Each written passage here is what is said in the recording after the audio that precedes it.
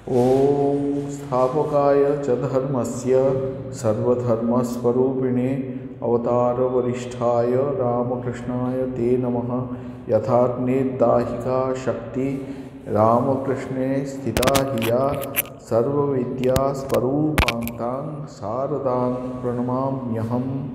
नमः श्रीयतिराजाय विवेकानन्दसूरये सच्चित् सुखस्वरूपाय स्वामिने तापहारिणे कालिन्दीफुल्लकमले माधवेन क्रीडारत ब्रह्मानन्द नमस्तुभ्यं।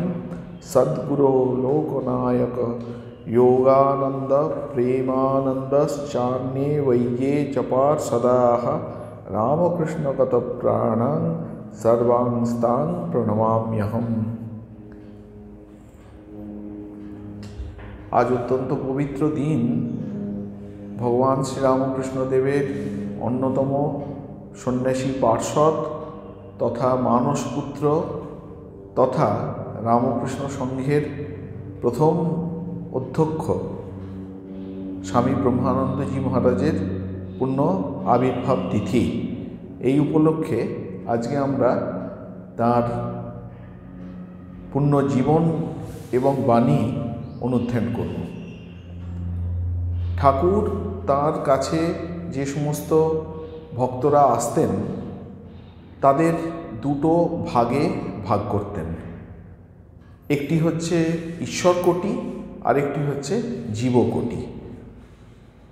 আমরা যদি ঠাকুরের জীবনী ভালো করে পর্যালোচনা করি দেখতে পাব যে 1855 থেকে তার যে সাধনার জীবন শুরু হয়েছিল, ষোড়শী পূজার মধ্য দিয়ে যে সাধনার পরিসমাপ্তি, তারপর ঠাকুরের নিজের সম্পর্কে কতগুলি রিভিলেশন মতো হয়েছিল, অনুভব হয়েছিল। প্রথম রিভিলেশন হচ্ছে তিনি এ সম্পর্কে সুনিশ্চিতভাবে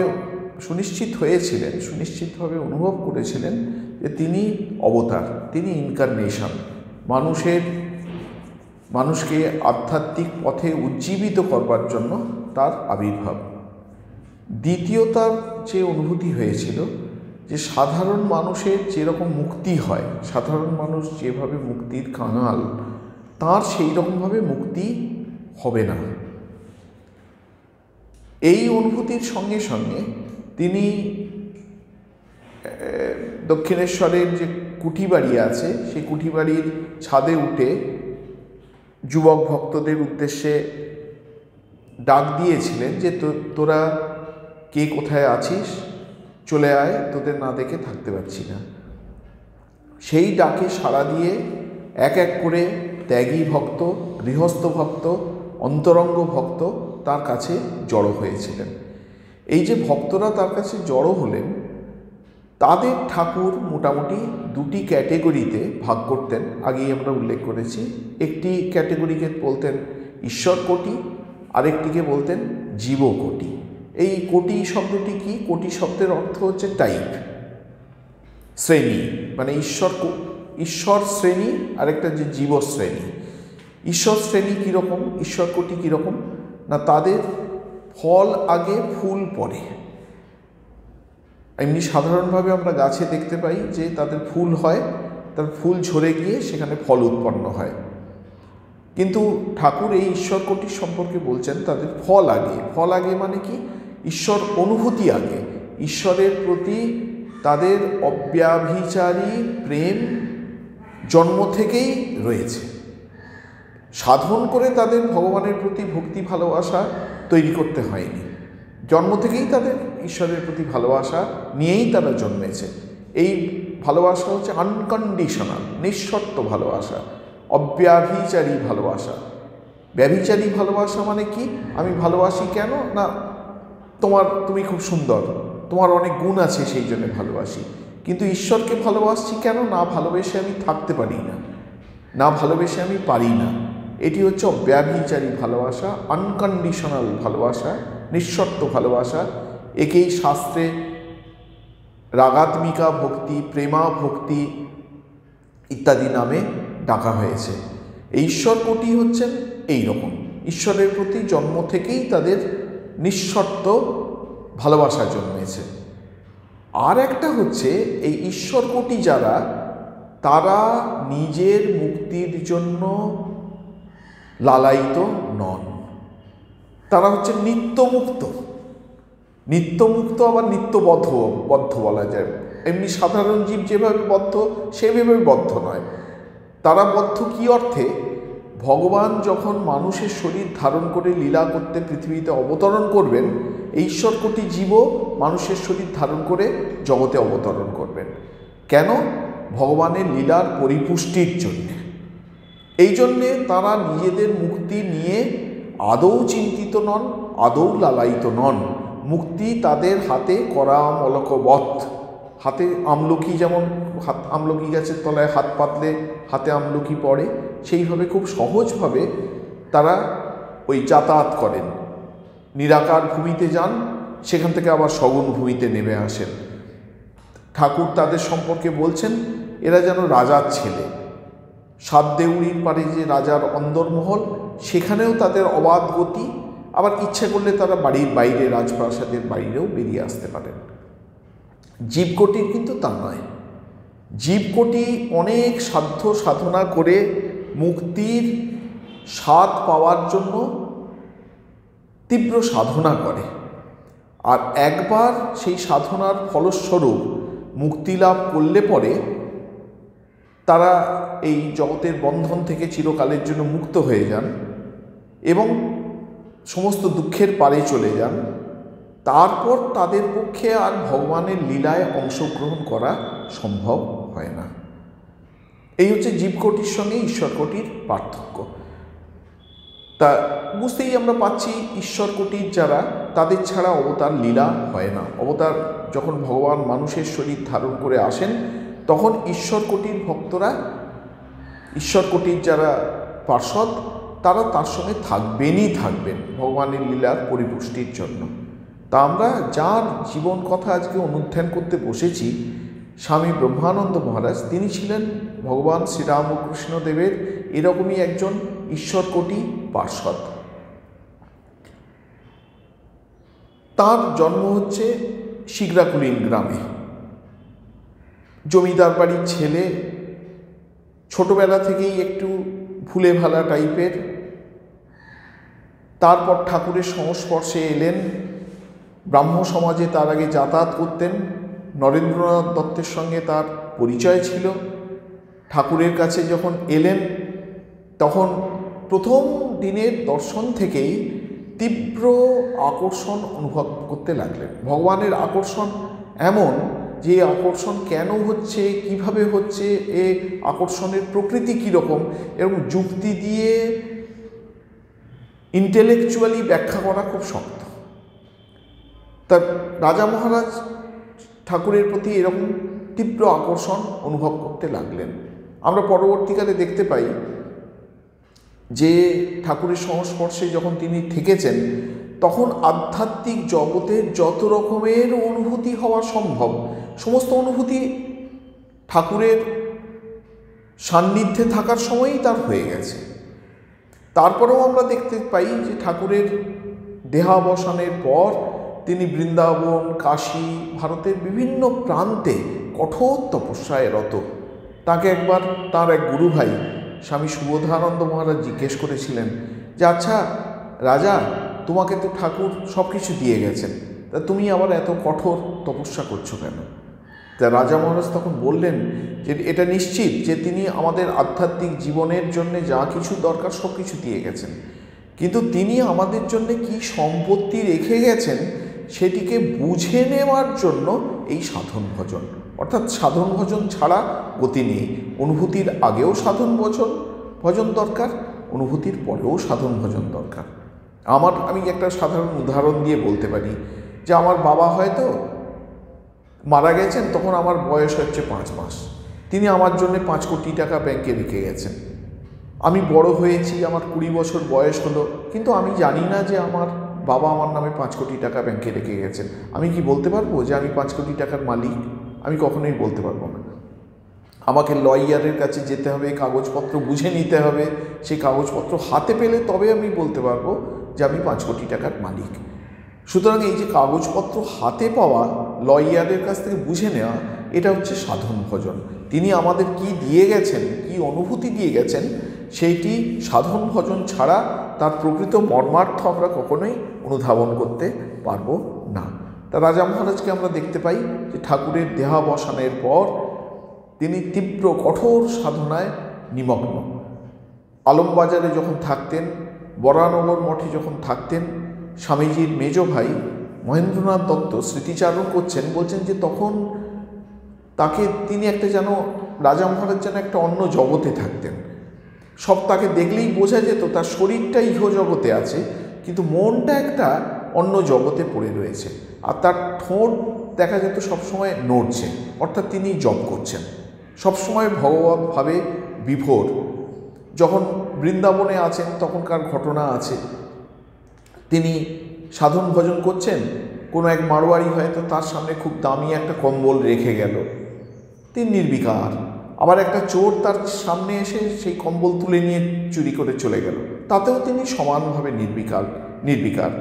অজগর সাপ যেমনভাবে অবস্থান করে, এই তার অবস্থিতি হচ্ছে সেই প্রকার, অজগর বৃত্তি একে বলা হয়। শরীর ধারণের জন্য যেটুকু দরকার শুধু সেটুকু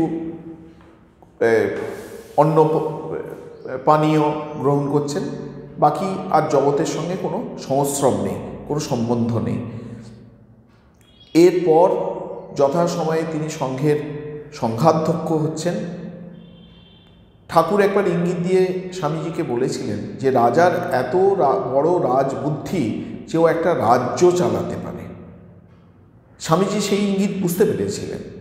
এই জন্য পরবর্তীকালে যখন সংঘ প্রবর্তিত হচ্ছে, তখন নিজে এর অধ্যক্ষের পদ গ্রহণ না করে তিনি রাজা মহারাজকে এর অধ্যক্ষ হিসাবে নির্বাচিত করছেন, মনোনীত করছেন, এবং রাজা মহারাজ সে দায়িত্বভার সুদীর্ঘকাল ধরে পালন করে গেছেন।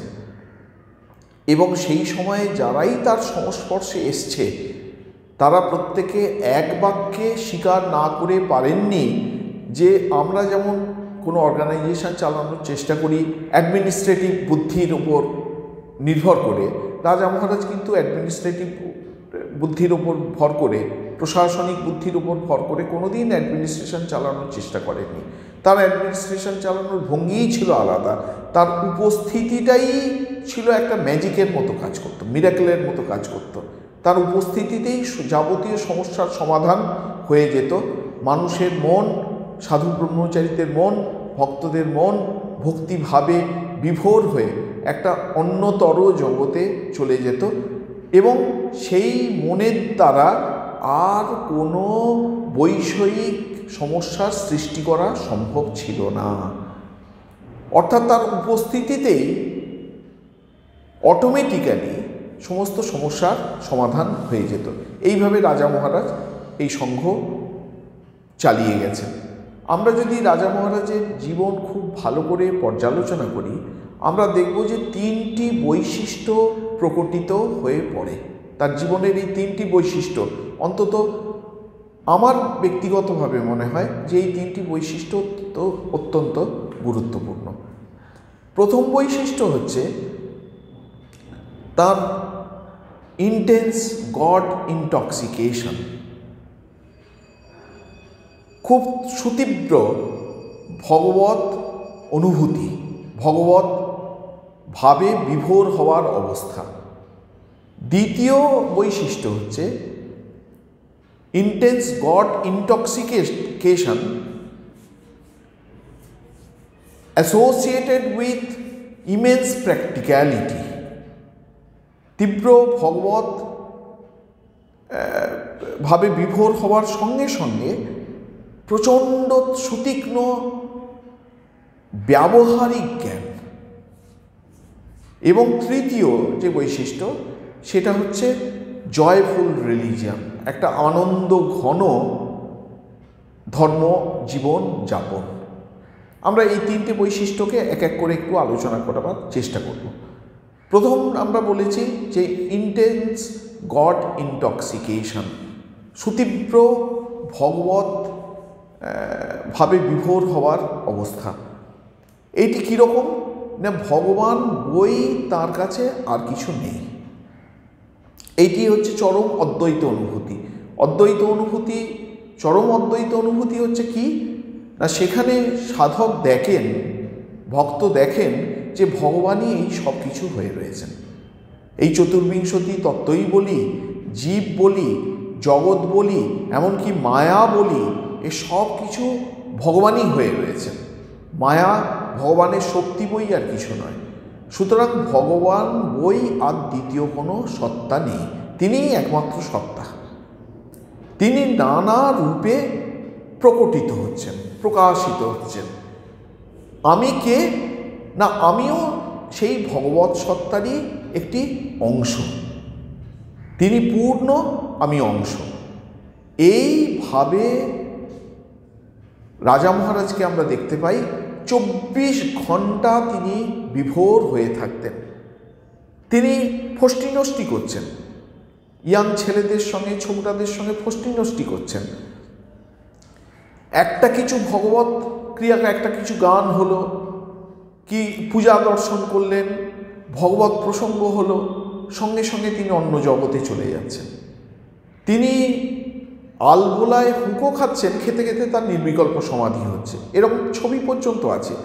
তিনি যখন ভুবনেশ্বর মঠে আছেন তখন বিরাট বড় ইজি চেয়ারে হেলান দিয়ে বসে আছেন, মুখে নল, স্থির হয়ে গেছেন, আর টানছেনই না, হুঁকো আর টানছেনই না, পুরো অন্য জগতে চলে গেছেন। ভগবানের সঙ্গে তিনি এক হয়ে গেছেন। ভগবানের কথা চিন্তা করতে করতে ভগবৎ সত্তায় তিনি স্থিত হয়েছেন। এই ঘটনা তার জীবনে অহরহ ঘটছে। এটি হচ্ছে ঠাকুরের কাছ থেকে পাওয়া ভাব। কিন্তু ঠাকুরের অনন্ত ভাবময়, ঠাকুরের বহু ভাবের প্রকাশ ঘটেছে রাজা মহারাজের মধ্যে। এই জন্য ঠিকই তিনি ঠাকুরের মানসপুত্র। ঠাকুর নিজেই বলছেন যে বাবার সম্পত্তি ছেলে পায়, তার সম্পত্তি হচ্ছে এই সমাধি, ভক্তি, জ্ঞান, প্রেম, ঈশ্বরানুরাগ, তীব্র বৈরাগ্য, এগুলি হচ্ছে ভগবান শ্রীরামকৃষ্ণের সম্পত্তি। উত্তরাধিকার সূত্রে রাজা মহারাজ এই সমস্ত সম্পত্তির অধিকারী হয়েছেন। এবং অনেকে বলতেন যে ঠাকুরকে আমরা যারা দেখিনি তারা রাজা মহারাজকে দেখলে খানিকটা ধারণা করতে পারবো যে ঠাকুর কীরকম ছিলেন। গিরিশ ঘোষ বলতেন যে রাজা মহারাজকে পেছন থেকে দেখলে আমারই অনেক সময় ঠাকুর বলে ভ্রম হয়।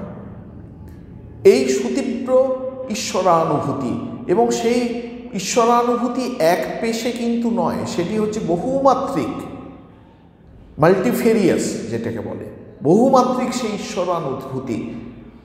এটি হচ্ছে ঠাকুরের ভাব, যে একভাবে ঠাকুরের উপাসনা করব এটি কখনো হতে পারে না। বিভিন্নভাবে ভগবানের উপাসনা করা যায়, বিভিন্নভাবে ভগবানের সঙ্গে লীলা করা যায়, এবং সেটি করাই হচ্ছে আমাদের মতো অভিজাত সাধকদের, অভিজাত ভগবত সাধকদের জীবনের উদ্দেশ্য। রাজা মহারাজের জীবনে এটি অহরহ দেখতে পাওয়া যায়। রাজা মহারাজ এমন অনেক কথা বলছেন যে কথাগুলো আমরা এখন তার অর্থই কোনো করতে পারবো না। যেমন আমি একটি দুটো উদাহরণ দিচ্ছি। তার মুখের কথার একটি সংকলন আছে ধর্ম প্রসঙ্গে স্বামী ব্রহ্মানন্দ বলে। তিনি সেখানে তার যে প্রচ্ছদ, সেই প্রচ্ছদে রাজা মহারাজের একটি কথা কোট করা আছে। সেখানে রাজা মহারাজ বলছেন যে আমি যেভাবে বললাম ভগবত উপাসনার করার কথা, সেভাবে 3টি বছর তুমি করে দেখো, তারপরেও যদি তোমার কোনো আধ্যাত্মিক অনুভূতি না হয়, আমার গালে টেনে একটা চড় মেরো। তাই আর কি স্পষ্ট ভাষায় তিনি বলবেন? এই এত বড় গ্যারেন্টি তিনি আমাদের কাছে দিচ্ছেন, এত বড় আশ্বাস তিনি দিচ্ছেন যে ভগবত অনুভূতি কেন হবে না? যেরকমভাবে বলছি সেরকমভাবে সাধন ভজন করো, নিশ্চয়ই হবে। না হওয়ার তো কিছু নেই। না হওয়াটাই বরঞ্চ সবচেয়ে অস্বাভাবিক, হওয়াটা অস্বাভাবিক নয়। তা আরেকবার রাজা মহারাজ বলছেন যে আমরা নির্বিকল্প সমাধি বলে এত বলতে থাকি। রাজা মহারাজ বলছেন যে নির্বিকল্প সমাধির পথ থেকে প্রকৃত আধ্যাত্মিক জীবনের সূচনা। আমরা এর অর্থই বুঝতে পারবো না যে রাজা মহারাজ কি বলছেন। নির্বিকল্প সমাধির পর থেকে প্রকৃত আধ্যাত্মিক জীবনের সূচনা। আর একবার একটি ভক্ত তিনি রাজা মহারাজের কাছে এসে বলছেন যে মহারাজ, জপ ধ্যান তো সাধ্যমতো করি, মাঝে মাঝে আনন্দে রাত্রিরে ঘুম হয় না, কি আনন্দ সে আমি বলে বোঝাতে পারবো না আপনাকে। রাজা মহারাজ বলছেন, আরে আপনি এতেই এত বিচলিত হচ্ছেন কেন? এই তো সবে শুরু। এই যে আনন্দের কথা আপনি বলছেন ওসব কিছুই নয়, ওসব প্রাইমারি প্রথম দিকে ওইসব একটু আধটু হয়, কিন্তু ওতে ভুললে কিন্তু চলবে না। এর ওপরেও আরও উচ্চ উচ্চ অবস্থা আছে। এই শরীরটা হচ্ছে সেই অবস্থা অনুভূতির পথে প্রধান বাধা। যখন আপনি বিদেহ হয়ে যেতে পারবেন, এই শরীর রূপী খোলটার বাইরে বেরিয়ে যেতে পারবেন, তখন ভারী মজার সেসব অনুভূতি ভাষায় প্রকাশ করা যায় না। এই রাজা মহারাজের এই যে কথাগুলির কথা আমরা উল্লেখ করলাম, এই যে কী অর্থ বলতে চাইছেন আমরা সাধারণ মানুষ বুঝতেও পারবো না। এবং এই যে বিদেহ অবস্থার কথা বললেন, যে দেহবোধ নেই, নামরূপের পারে চলে যাওয়া, তিনি প্রায় 24 ঘন্টা এই অবস্থায় অবস্থান করতেন। তিনি তখন সংঘের প্রেসিডেন্ট স্বামী শুদ্ধানন্দজি তার কাছে সংঘের ভীষণ গুরুত্বপূর্ণ সব জরুরি কাগজপত্র সই করাতে যেতেন। আমাদের শঙ্করানন্দ মহারাজ, অমূল্য মহারাজ রামকৃষ্ণ সংঘের, তিনিও প্রেসিডেন্ট হয়েছিলেন। তিনি তার কাছে গুরুত্বপূর্ণ প্রশাসনিক কাগজপত্র সই করাতে যেতেন। রাজা মহারাজ কিছুতেই সই করতে চাইতেন না, অথচ কিছু কিছু কাগজ আছে যে প্রেসিডেন্টকেই সই করতে হবে, তার হয়ে অন্য কেউ সই করতে পারবেন না। তিনি কোনোদিন বলতেন যে দেখো আজকে পেটটা ঠিক ভালো নেই, কোনোদিন বলতেন আজকে শরীরটা ঠিক ভালো নেই, আবার বলতেন আজকে নয় কালকে সই করবে, এরকম করে ফিরিয়ে দিতেন। তা একদিন তাকে বলা হচ্ছে, মহারাজ এগুলো এত গুরুত্বপূর্ণ কাগজ যে সই করে এক্ষুনি না পাঠালে পরে অনেক রকমের প্রশাসনিক জটিলতা দেখা দেবে, আপনাকে সই করতেই হবে। তখন রাজা মহারাজ করুণভাবে বলছেন, দেখো আমি তো সই করতে চাই, কিন্তু আমি নিজের নামটাই মনে করতে পারছি না। অদ্ভুত, আমরা কল্পনাও করতে পারবো না যে কোন অবস্থায় থাকলে এরকম অবস্থা সম্ভব, যে ভগবানের সঙ্গে তিনি এতটাই একাত্ম হয়ে গেছেন যে নিজের নামটা পর্যন্ত তিনি মনে করতে পারছেন না। এটা কোনো নয়, হাসির কথা নয়, এটা সত্যকারের ঘটনা। বহুদিন এরকম মহারাজের মধ্যে দেখা গেছে। এই যে ইন্টেন্স গড ইনটক্সিকেশন, ভগবত ভাবে বিভোর হয়ে ভগবানের সঙ্গে এক হয়ে যাওয়া, এটি হচ্ছে রাজা মহারাজের জীবনের প্রধান একটি বৈশিষ্ট্য। এবং এই ভগবত ভাব তিনি তার আশেপাশে যারা থাকতো তাদের মধ্যে সঞ্চারিত করতে পারতেন। এটিও হচ্ছে দেখবার মতো ঘটনা, যে শুধু তিনি নিজে ভগবত ভাবে বিভোর এমনটি নন, তার আশেপাশে যারা আছেন তারা যেন একটা আনন্দ সাগরে ভাসছেন। তারা যখন রাজা মহারাজের কাছ থেকে দূরে চলে যাচ্ছেন তখন তারা অনুভব করছেন যে আমরা এতক্ষণ একটা আনন্দ সাগরে, ভগবত সাগরে আমরা সাঁতার কাটছিলাম, কিন্তু যতক্ষণ রাজা মহারাজের কাছে আছেন তখন তাদের বুদ্ধি আর ক্রিয়া করছে না, তারা সেই আনন্দে, ভগবত আনন্দেই বিভোর। রাজা মহারাজ এরকম সঞ্চারিত করতে পারতেন। এবং আপাতভাবে আমরা যেগুলিকে জাগতিক মজা বলি, স্ল্যাং বলি, মানে ঠিক শ্লীল বাক্য সেগুলো নয়, এমন কথা বলার মধ্য দিয়ে তিনি ভগবত প্রেরণা মানুষের মধ্যে সঞ্চারিত করতে পারতেন। হয়তো খুব সামান্য রসিকতা করছেন, সেই রসিকতা হয়তো ব্যবহারিক জগতের রসিকতা, কিন্তু সেই রসিকতার মধ্য দিয়েও তিনি ভগবত প্রেরণা ভক্তদের মধ্যে সঞ্চার করছেন। এই জিনিসটি কিন্তু ঠাকুরের পার্শ্বদের মধ্যে রাজা মহারাজ অদ্বিতীয়, তার প্রতিদ্বন্দ্বী আর কেউ নেই। ওই জন্য রাজা মহারাজের যখন শরীর যায়, তার একজন গুরু ভাই বলছেন যে শ্রী শ্রী ঠাকুরের এই যে বিশেষ ভাব, যে সামান্য সাধারণ কথার মধ্য দিয়েও ভগবত প্রেরণা ভক্তদের মধ্যে সঞ্চারিত করা, এই দিকটি রাজা মহারাজের দেহাবসানের সঙ্গে সঙ্গে পৃথিবী থেকে লোপ পেয়ে গেল। এই হচ্ছে তার প্রথম বৈশিষ্ট্য, ইন্টেন্স গড ইনটক্সিকেশন। যে ঠাকুরের প্রধান শিক্ষা, যদি আমরা কেউ জিজ্ঞেস করে যে ঠাকুরের প্রধান শিক্ষা কি, ঠাকুরের প্রধান শিক্ষা হচ্ছে ভগবত অনুভূতি। ভগবান লাভই হচ্ছে মানুষের জীবনের চরম এবং পরম লক্ষ্য। এটি যে কেবলমাত্র কথার কথা নয়, নিজের জীবন দিয়ে রাজা মহারাজ আমাদের কাছে তার ডেমনস্ট্রেশন দিয়ে গেছেন। রাজা মহারাজের জীবনের যে দ্বিতীয় বৈশিষ্ট্য আমাদের দৃষ্টি আকর্ষণ করে, আগেই উল্লেখ করেছি যে intense God intoxication compiled with intense practicality. সুতীব্র সুউচ্চ ভগবত অনুভূতির সঙ্গে সঙ্গে প্রখর বাস্তব জ্ঞান, এটি কিন্তু অনন্য সাধারণ বৈশিষ্ট্য। কারণ আমরা দেখতে পাই যে যারা ভগবতভাবে বিভোর হয়ে থাকেন তারা দৈনন্দিন জাগতিক জীবন যাপন করতে অসমর্থ হন। আবার যারা প্রখর বাস্তব বুদ্ধি সম্পন্ন তাদের অতীন্দ্রিয় অনুভূতি প্রায় হয় না, এরকম আমরা দেখতে পাই। কিন্তু রাজা মহারাজের জীবন এরা ঈশ্বরকোটি পার্শ্বত্য। ওই জন্য ঠিক আমাদের ওই প্রচলিত যুক্তি মধ্য দিয়ে এদের জীবনকে বিশ্লেষণ করা চলে না। এরা অদ্ভুত, একদম এরা অনন্য, একেবারে মৌলিক। আধ্যাত্মিক জগতে এদের অবদান হচ্ছে একেবারেই মৌলিক। সুতীব্র ভগবত অনুভূতির সঙ্গে সঙ্গে কিন্তু প্রখর বাস্তব জ্ঞান। এই প্রখর যে বাস্তব জ্ঞান সেটিও কিন্তু ভগবত অনুভূতির উপরেই নির্ভরশীল। এটা কিন্তু ভগবত অনুভূতির থেকে পৃথক কোনো সত্তা নয়। কারণ তিনি যে জগৎকে দেখছেন সেই জগৎটি তার কাছে ভগবানেরই প্রকাশ ছাড়া কিছু নয়।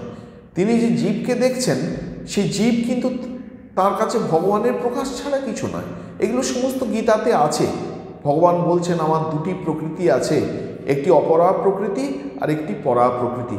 ভূমিরাপ নলো বায়ু খঙ্গন বুদ্ধিরেবচ অহংকারম ইতিয়ং মে ভিন্না প্রকৃতি রাষ্ট্রধা।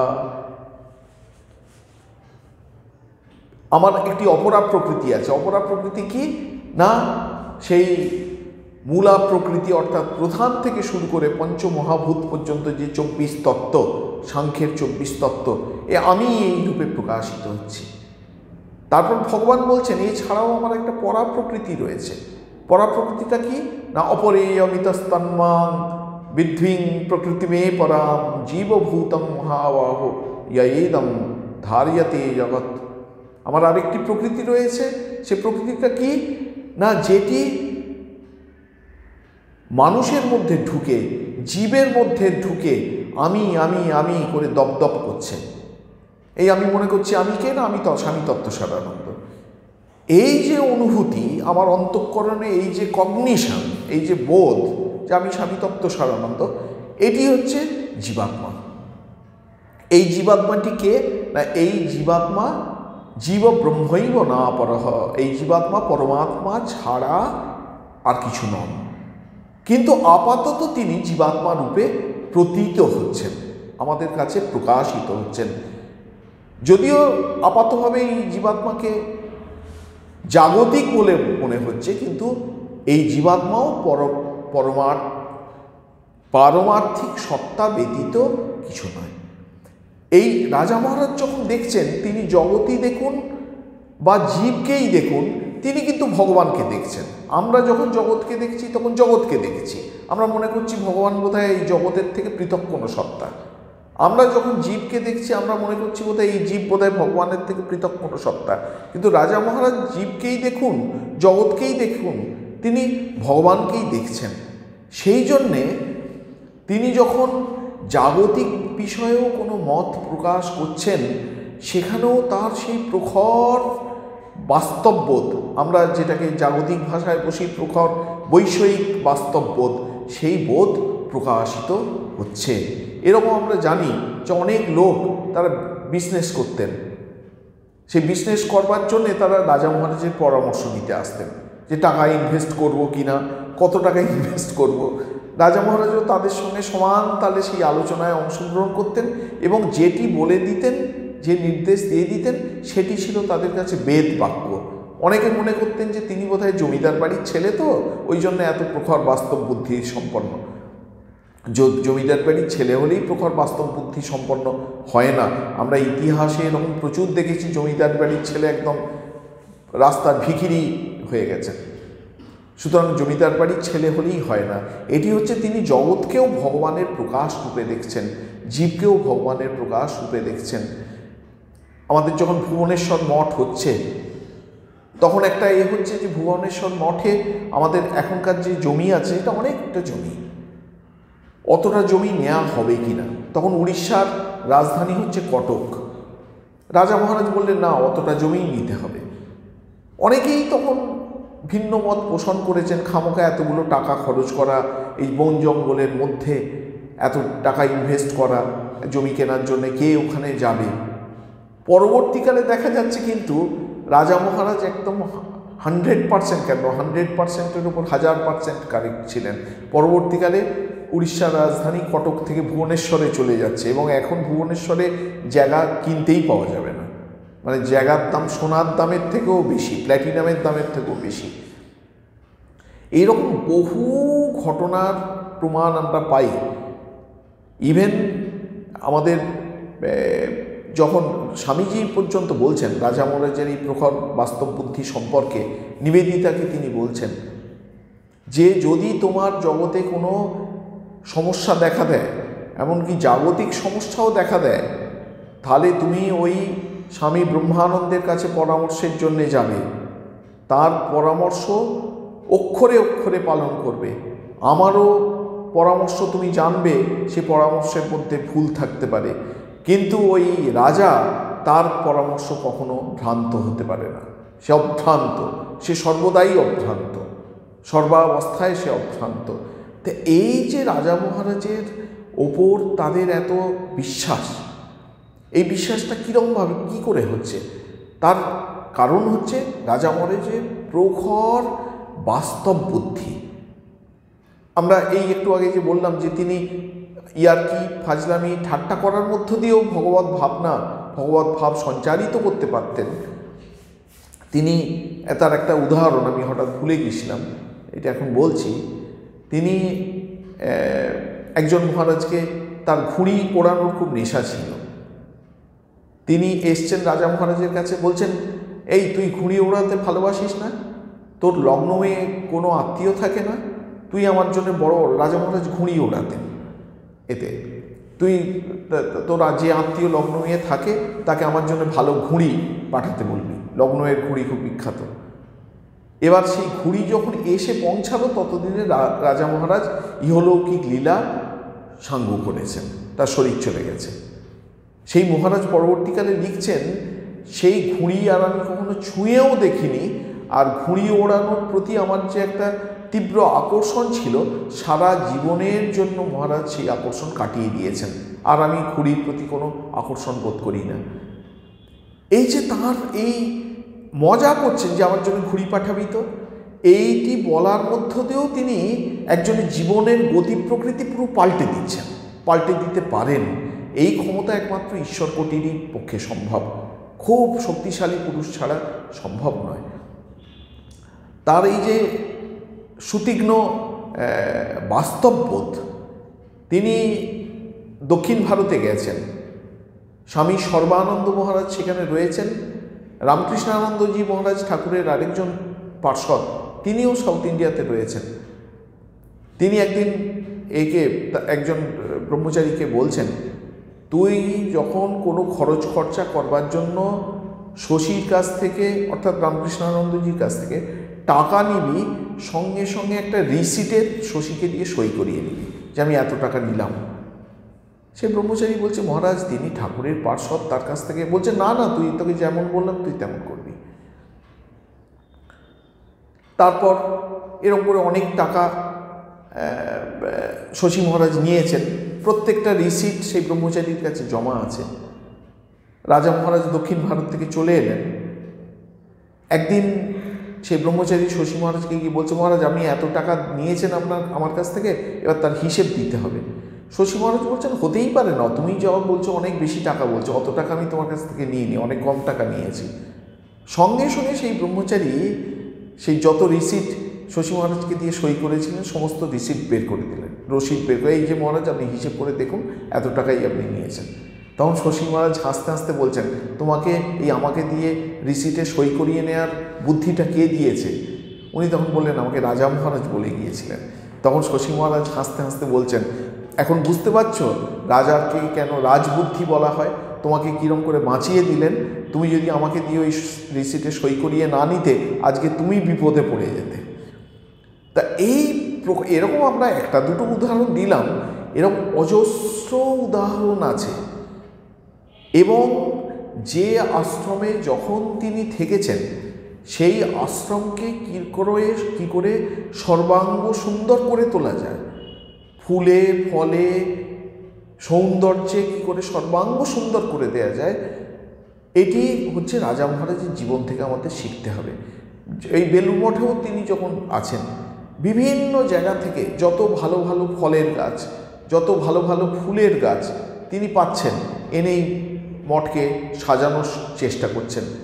তার হাতে পোঁতা কিছু গাছ এখনও আমাদের একটা দুটো গাছ বেলুড় মঠে রয়েছে, সেগুলি আমাদের আধ্যাত্মিক সম্পদ রূপে আমরা বিবেচনা করি। তা এইগুলোই হচ্ছে তার জীবনে খুব দেখবার মতো।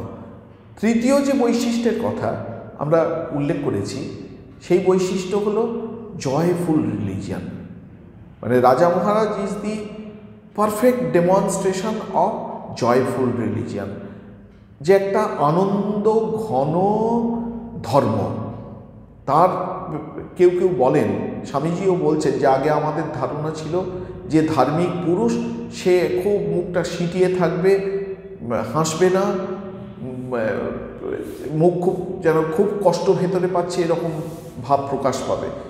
কিন্তু রাজা মহারাজ এমন একটা জগতের সন্ধান আমাদের দিলেন যে জগৎটা শুধু আনন্দের প্রতিমূর্তি। যেন কেন না, স্বয়ং ব্রহ্মই হচ্ছেন আনন্দ স্বরূপ, তিনি হচ্ছেন সচ্চিৎ আনন্দ স্বরূপ, তিনি আনন্দ ঘন, আনন্দের ঘনীভূত মূর্তি হচ্ছেন সেই ব্রহ্ম। সেই ব্রহ্মের সঙ্গে যিনি নিজেকে একাত্ম করতে সক্ষম হবেন, তিনিও সেই আনন্দের প্রতিমূর্তি হয়ে উঠবেন। তখন তিনি যা করবেন সেটি মধুর হয়ে উঠবে। বল্লভাচার্যের লেখা, প্রখ্যাত বৈষ্ণব আচার্য বল্লভাচার্য, তার লেখা মধুরাষ্টকম আছে। হ্যাঁ, সেই মধুরাষ্টকমে বলা হচ্ছে, মধুরাধিপতে অখিলম মধুরম। মধুরাধিপতি অর্থাৎ বৃন্দাবনের অধিপতি, তার অখিলম, তার সমস্ত, তার বচনম মধুরম, হসনম মধুরম, চলিতম মধুরম, গমনম মধুরম, তার চলন মধুর, গমন মধুর, কথন মধুর, তিনি খাচ্ছেন সেটি মধুর, তার ক্রীড়া মধুর, সমস্ত হচ্ছে মধুর। কেন? সেখান দিয়ে আনন্দঘন ব্রহ্ম অভিব্যক্ত হচ্ছেন। এই রাজা মহারাজের জীবন না দেখলে আমরা এটা বুঝতেই পারতাম না। ঠাকুরের জীবনও এই আনন্দের অভিব্যক্তি, কিন্তু সে এত উচ্চকোটির জীবন যে সে আমাদের ধরা ছোঁয়ার বাইরে। একটু আধটু স্বাদ হয়তো আমরা পেতে পারি, কিন্তু রাজা মহারাজকে আমরা চোখের সামনে দেখতে পাচ্ছি, তিনি সবসময় একটা আনন্দ ঘন উপস্থিতি। বলরাম মন্দিরে রয়েছেন, বলরাম মন্দিরে ছোট ছোট ছেলে মেয়েদের সঙ্গে খেলছেন, লুকোচুরি খেলছেন, তিনি সংঘের প্রেসিডেন্ট, লুকোচুরি খেলছেন। হঠাৎ ঘরের মধ্যে ঢুকে ভেতর থেকে দরজা বন্ধ করে দিলেন, আর দুনিয়ার ওই সব বাচ্চা বাচ্চা ছেলে মেয়েগুলো দরজার সামনে হই হই হই হই করছে। হঠাৎ রাজা মহারাজ একটা বিরাট কালো কম্বল, ভাল্লুকের চামড়া মুখোশ পরে হুম করে তাদের সামনে ঝাঁপিয়ে পড়লেন, আর সব ছেলে দৌড়ে দূরে চলে যাচ্ছে, ছেলেমেয়েরা দৌড়ে চলে যাচ্ছে। একজন শুধু বাচ্চা, সে সামনে দাঁড়িয়ে কাঁদছে, কিন্তু কাঁদতে কাঁদতে বলছে, আমি বুঝতে পেরেছি আমি ভয়ে পালাবো কেন, তুমি আমাদের রাজা মহারাজ। রাজা মহারাজ তাকে কোলে তুলে আদর করছেন। এই যে ভগবান হয়তো এর মধ্যে দিয়েও তিনি শিক্ষা দিয়ে দিলেন, তিনি ভয়ঙ্কর রূপে ভগবান আমাদের কাছে আবির্ভূত হতে পারেন, কিন্তু ভয়ঙ্কর রূপে আবির্ভূত হলেও স্বরূপত তিনি ভয়ঙ্কর নন। এটু যদি আমরা বুঝতে পারি, তাহলে ভগবান আমাদের তাঁর প্রৌঢ়ে স্থান করে দেবেন। পরবর্তীকালে যারা স্মৃতিচারণ করছেন, তারা চোখের জলে ভাসতে ভাসতে এইসব স্মৃতিচারণ করছেন। কত রকমের মজা, কত রকমের মজা। মাছ ধরতে ভালোবাসতেন, তাস খেলতে ভালোবাসতেন। ভুবনেশ্বর মঠে তাস খেলছেন, এই মঠেতেও আছে, তাস খেলছেন। কেউ তার খুব হোমরা চোমরা কেউ দেখা করতে গেছেন তার সঙ্গে, তিনি যথারীতি তাস খেলার সাঙ্গ হলো। তারপর নেমে তার কাছে বলছেন, কিছু মনে করবেন না, আমি তাস খেলছিলাম বলে একটুখানি দেরি হয়ে গেল। রামকৃষ্ণ সংঘের প্রেসিডেন্ট। অন্যেরা অপ্রস্তুত বোধ করছেন যে এই কথাটা কি না বললেই চলতো না, যে আমি তাস খেলছিলাম। কিন্তু এই যে রাজা মহারাজ এমনভাবে কথাটা বললেন, যাকে বলছেন তিনি চোখের জলে ভেসে তার চরণে একদম শরণাগত হচ্ছেন, আত্মসমর্পণ করছেন। ওর মধ্যে দিয়েই তিনি তাকে কিনে নিয়েছেন। বেলুড় মঠের ঘটনা আছে, আমাদের এই পাশের দিকে একটা পুকুর ছিল, সে পুকুরে এখন আর নেই। সেই পুকুরে তিনি মাছ ধরতে যেতেন। ওই জন্য বড়রা তখন যারা ছিলেন অনেকে ঠিক পছন্দ করতেন না, অনেকে তাকে প্রতিনিবৃত্ত করবার চেষ্টা করতেন যে দেখুন মহারাজ, আপনি এখন সংঘের প্রেসিডেন্ট, মাছ ধরা ঠিক মানায় না। রাজা মহারাজ মাছ ধরতেন কি অন্য কোনো কারণে তো নয়। আসলে যে মনটাকে আমরা একটুখানি 1 ইঞ্চি ঊর্ধ্বগামী করবার জন্যে সারা জীবনের শক্তি আমাদের চলে যায়, সেই মনটাকে এই জাগতিক ভূমিতে নামিয়ে রাখার জন্যে তাকে এইসব মাছ ধরা, তাস খেলা এইসব নিয়ে থাকতে হতো। মনটাকে কষ্ট করে, না হলে সর্বদা ভগবানের সঙ্গে লগ্ন হয়ে রয়েছে। তা সেই যখন মাছ ধরছেন, একজন মেদিনীপুরের দিকে ডেপুটি ম্যাজিস্ট্রেট ছিলেন, তিনি মঠে এসেছিলেন। তিনি যখন শুনলেন যে রাজা মহারাজের সঙ্গে তিনি ঠিক করেছিলেন প্রেসিডেন্টের সঙ্গে দেখা করবেন, তো তখন কেউ তাকে বললেন ওখানে তিনি বসে মাছ ধরছেন। তিনি খুব বিরক্ত হলেন যে আমরা কাকে, একজন সাধুকে দেখবার জন্য এসেছিলাম আর ইনি বসে মাছ ধরছেন। রাজা মহারাজ উনি যখন বেরিয়ে যাচ্ছেন, একবার এরকমভাবে আর চোখে তার দিকে তাকিয়ে দেখেছেন, ওতেই যা হওয়ার হয়ে গেল। তিনি সারা জীবনের জন্য তার কেনা গোলাম হয়ে গেলেন।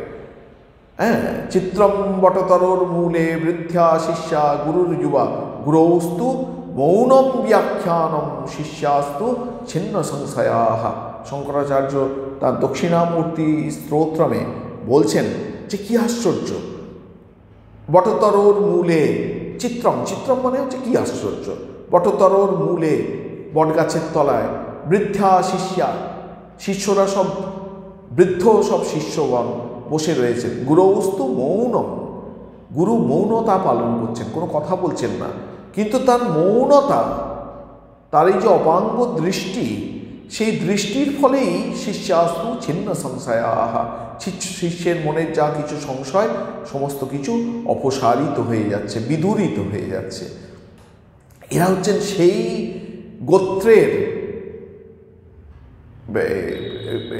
গোত্রের ঈশ্বরকোটি পুরুষ, যারা কেবলমাত্র তার কৃপা কটাক্ষে মানুষের গতি প্রকৃতি, মানুষের ব্যক্তিত্ব, মানুষের জীবনকে, জীবনচর্যাকে আমূল বদলে দিতে পারে। নানা রকমের সব মজার ঘটনা আছে, সব এগুলো লীলার মধ্যেই ধরতে হবে। একজন আমাদের মঠে ছিলেন তখন, তাকে রাজা মহারাজ বলতেন ও খুব অপয়া, যখন আমি মাছ ধরতে যাব ও যেন আমার সামনে কখনো না আসে। কালকে সকালবেলা আমি মাছ ধরতে যাব, ও যেন আমার সামনে না আসে, কারণ ওর মুখ দেখে গেলে আর মাছ ধরতে পারবো না, মাছ পড়বে না। তা যথারীতি তিনি পরের দিন সকালবেলা ছিপ টিপ নিয়ে এই গাছপালার জঙ্গল মতো ছিল আমাদের এখানে, সেই জঙ্গলের মধ্যে দিয়ে যাচ্ছেন, যাতে সেই ওই অপয়া ছেলেটির সঙ্গে দেখা না হয়। হঠাৎ খসখস করে দূরে আওয়াজ, দেখেন সে একটি গাছের আড়ালে লুকিয়ে আছে। যাকে এড়ানোর জন্য এত সঙ্গোপনে তিনি চলেছেন, সেই দাঁড়িয়ে আছে। তাকে বলেন তুই এখানে কেন? সে বলছে মহারাজ আমি কি করে জানবো যে আপনি এই পথ দিয়ে লুকিয়ে লুকিয়ে যাবেন, আপনি মাছ ধরতে যাওয়ার সময় যাতে আমার মুখোমুখি দেখা না হয় ওই জন্য এখানে নিয়ে এসে লুকিয়ে বসেছিলাম। রাজা মহারাজ খুব বিরক্ত হয়ে বলেন আর আমার গিয়ে মাছ ধরে কোনো লাভ নেই, কারণ আজকে তোর মুখ দেখেছি আর মাছ ধরা পড়বে না, ফিরে চলে এলেন। পরিষ্কার হচ্ছে এগুলো লীলার অঙ্গ।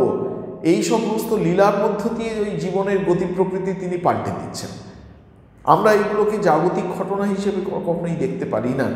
ঈশ্বর যখন লীলা করেন, তিনি আমাদের জাগতিক যুক্তি অনুসরণ করে লীলা করেন না। তিনি আত্মরতি, আত্মক্রীড়া, তিনি হচ্ছেন স্বতন্ত্র, তিনি পরতন্ত্র নয় যে আমি একটা যুক্তি ঠিক করে দেবো তার সেই যুক্তি অনুসরণ করে তিনি লীলা করবেন, এরকমটা কিন্তু নয়। তিনি হচ্ছেন স্বতন্ত্র।